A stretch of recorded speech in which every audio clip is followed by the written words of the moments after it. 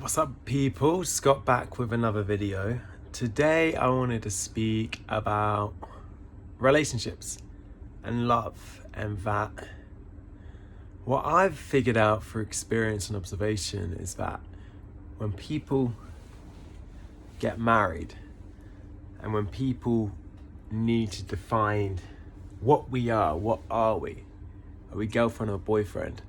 But it's done with a sense of unconscious tenseness. There's a rushness to it.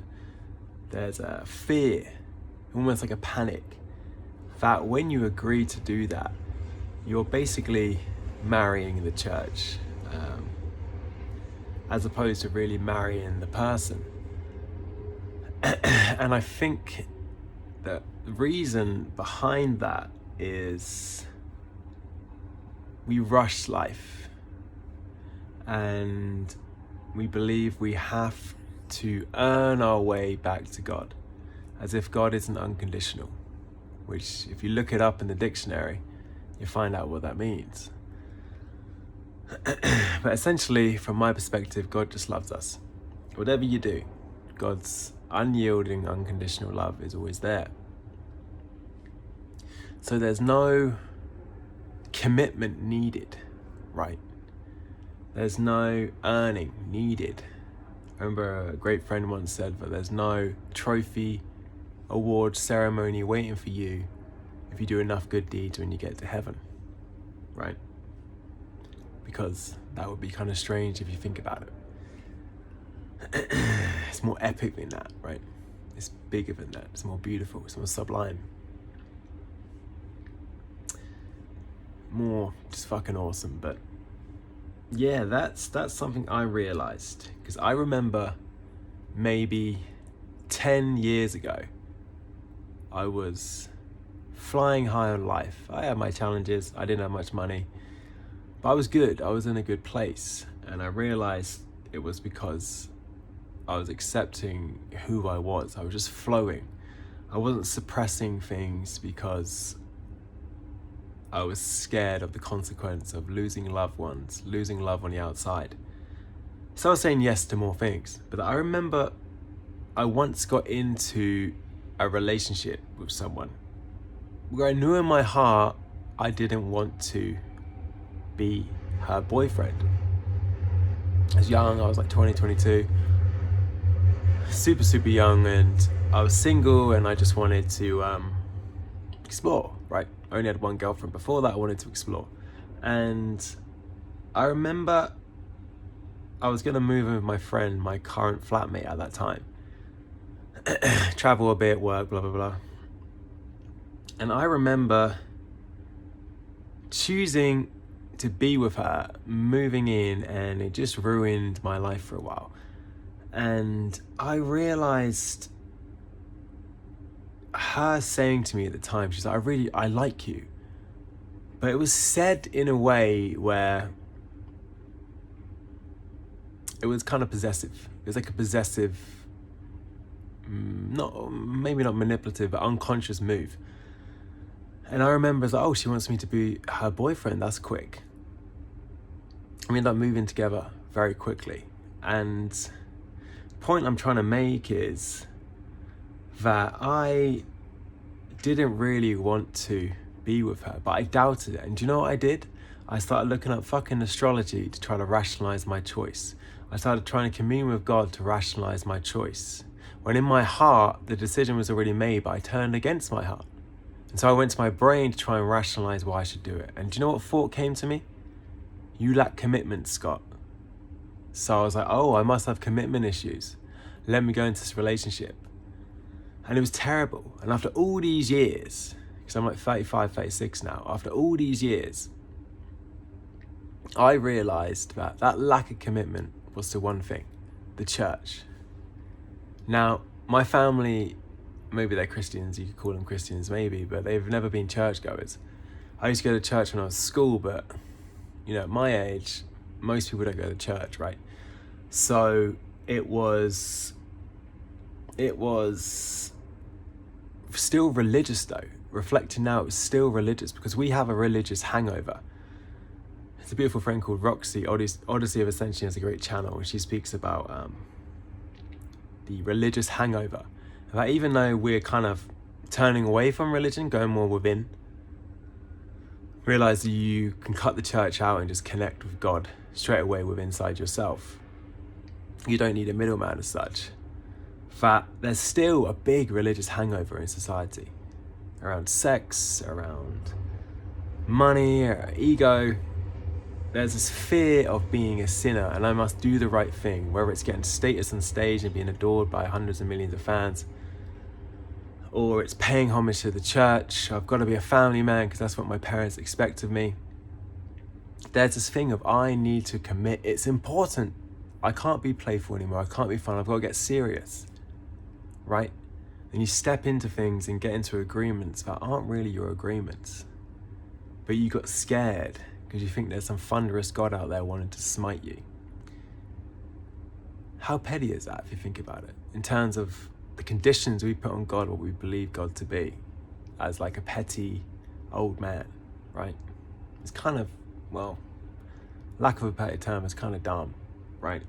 Kind of retarded to believe that. Anywho, there's a lot of retarded people out there, right? And I'm not speaking retarded as in people with physical or learning difficulties. I'm not speaking about that. I'm speaking about our silly, clever mind trying to make a mountain out of a molehill and buying into so much fear where we turn away from ourselves. Now that affected me for many, many years. Many years, man. I was under the guise of like, I need to be a family man, a good boyfriend. I need to be a great success in the world. I need to be a businessman. I need to be a holy man or some shit, you know? There's always to do with, I need to marry some idea that's so important it's going to save my soul. Well, guess what, man? Like, you're doomed. I'm only joking. Guess what? Your soul is perfectly fine. But you got to switch it on, man. You got to switch it on and remember who you are. And cut the bullshit, right? Admit that you're not happy. Admit that you're scared. And go back to that childlike innocence, or even teenager, but childlike innocence of remembering what it was all about, right? Just remember when you're a kid and you see adults and you're like, damn, they're fucking crazy. Because we can be crazy as adults, right? Because we think things are so important, but guess what? We're all gonna die, right? We're all gonna die. So it can't be too important. It can't be too important. We're not here long. But we have some sort of fear, right? I think it's fear of death, fear of God. If you fear death, you fear God.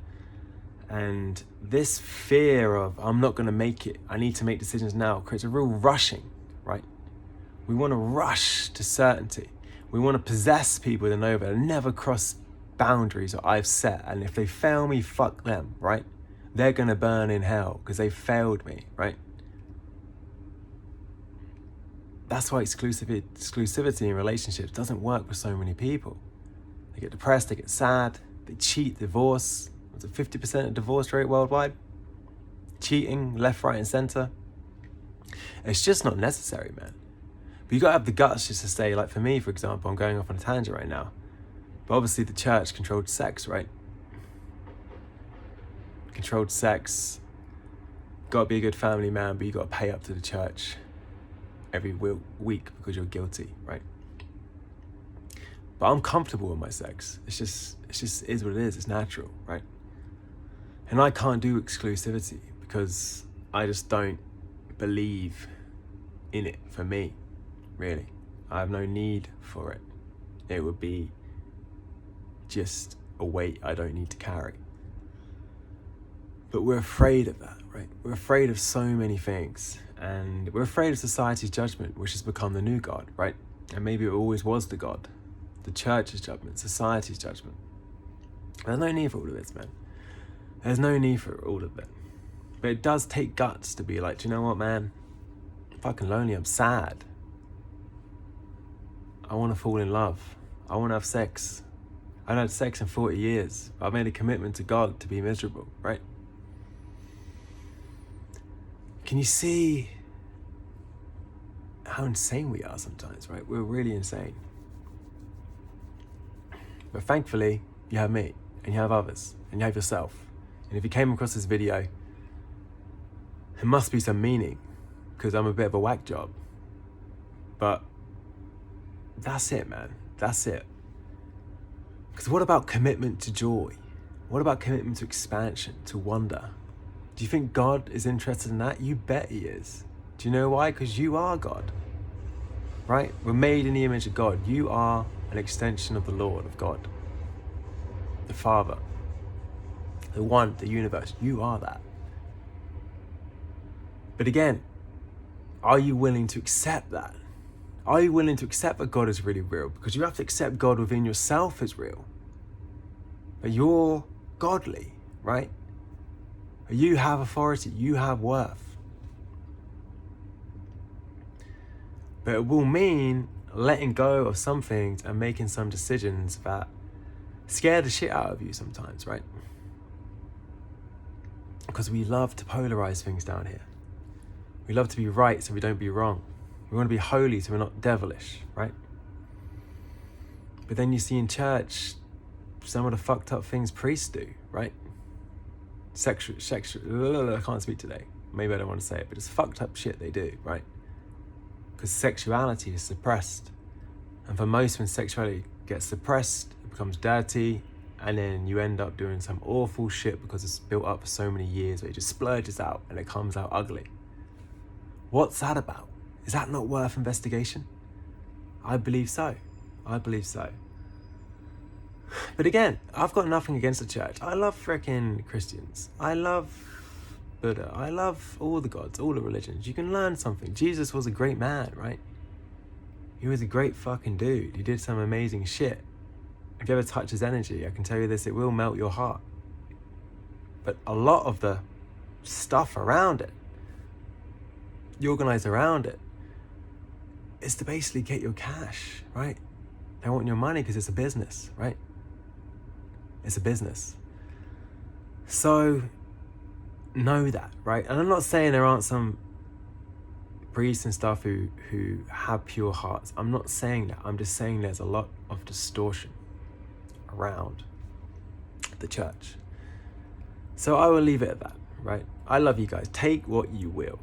If this all is meaningless or devilish to you, that's cool, man. But I'm just doing my thing. I need to speak because I won't be here long. Maybe I'll live to 150, 100, 70, who knows? But still, how much of your life is already flown by, right? It's not that important. So share what you can while you're alive. And be something unique, be something original, come up with your own ideas of what God means to you. Find the God within, because God is here, it is in your mind, it's in your heart.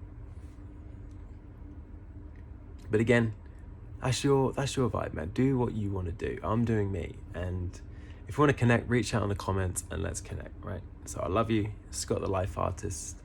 Signing out, committing to myself, committing to the Lord, committing to God, committing to love, committing to passion, committing to fun, committing to playfulness, committing to curiosity, committing to humor, earnestness, all these things. But do you. All right, I love you guys.